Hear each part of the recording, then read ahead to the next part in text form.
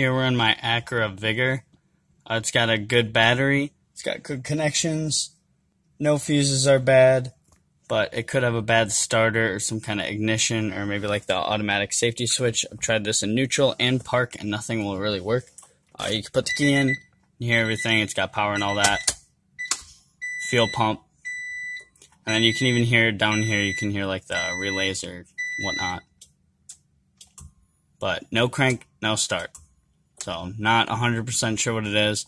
I know the starters aren't the most fun to do on this, and I do have one in case I need to replace it, and I probably would like to anyway if I'm taking it apart that much. But if anyone has any ideas or tips on what it could be, I'm really taking this thing apart trying to figure out what it is, so anything would be greatly appreciated.